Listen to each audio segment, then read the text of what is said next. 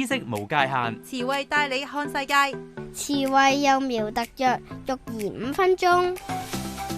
我諗喺香港咧，就算有冇生過小朋友嘅人咧，都會聽過一句說話：你生仔係咪要考牌㗎？你有冇考過啊？點解你咁樣教你嘅小朋友嘅？咁呢句說話咧，真係一語成讖啊！因為原來喺丹麥呢個地方咧，佢哋養育小朋友咧，真係有一個叫做育兒能力測試嘅。咁呢個測試咧，如果係 fail 咗唔合格嘅話咧，你嘅小朋友係有機會俾佢哋帶走，因為怕你唔懂得照顧小朋友而傷害咗佢嘅。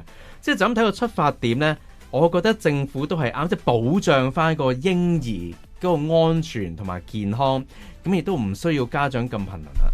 咁但係作為一個父母嘅話，你又要眼白白睇住自己嘅小朋友離開自己，咁又相當之唔人道。小朋友啱啱娃娃落地，又已經冇咗個爸爸媽媽去到抱住佢，其實又好可憐喎，家家。係啊，咁所以呢，呢個生仔要唔要考牌呢個 topic 呢，其實都講咗好多年。嗱，我就唔覺得呢生仔係一定要考牌嘅。係。咁但係呢，生咗仔之後呢，的確係要保持學習嘅心態，呢個係真嘅。你啱，我都已經有2位小朋友啦。我承認我係冇去考試嘅，咁但係呢，我都已經成功即係做咗爸爸啦。咁而小朋友嘅發展亦都唔係話好差嘅。咁所以我覺得生仔呢，唔一定要考牌，呢個我好認同嘅。但係我而家都不斷審視我自己喎。咁如果我去考試嘅話，我 fail，咁唔通2個小朋友真係會俾人抱走咗？咁係咪一件好嘅事？又唔係喎。咁我喺面對緊小朋友成長嘅時候，有啲咩父母其實係可以做，令到佢哋都可以繼續成為一個合格嘅父母呢？嗱，好多時呢，我哋都話：哇，你有咗小朋友就好似你重生一次咁樣啦，即係你重新生活一次咁樣啦。嗰啲 syllabus 我都由頭讀多次啊。除咗 syllabus 啦，就係喂，我而家我冇生小朋友嘅時候，我就中意衝紅燈噶啦咁樣。喂，但我生咗小朋友喎，喂，我要循規蹈矩一啲，我要身教。其實就係呢啲就係講緊我要重新再一次生活多一次，即係因為我要俾到小朋友睇啊一個良好嘅品行係應該點啊嘛。咁咧，所以我哋就係講緊咧，我哋未必需要喺技術層面上考牌，但係我哋要保持一個咧。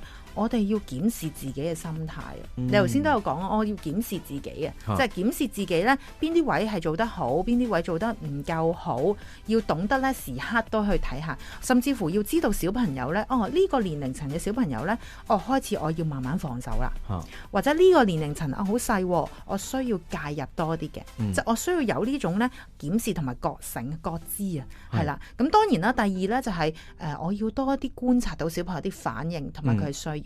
即係例如咧，佢哇佢好唔中意，好抗拒，我就一定要你繼續做噶啦，一定要繼續做功課咁樣。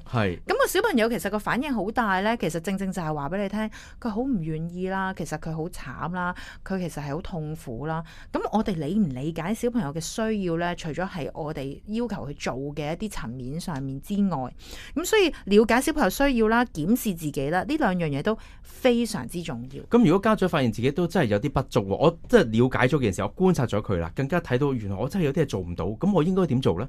嗱，咁當然啦，你一定要改變啦。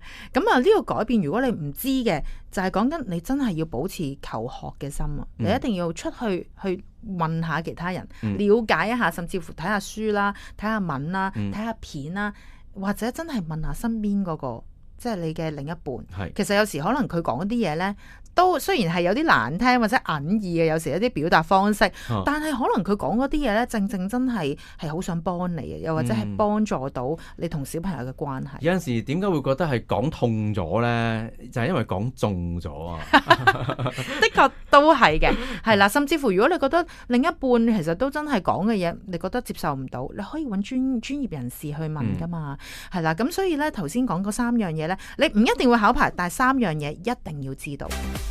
今日育兒金句係：你觀察我多啲，你留意我多啲，你就係最高分噶啦。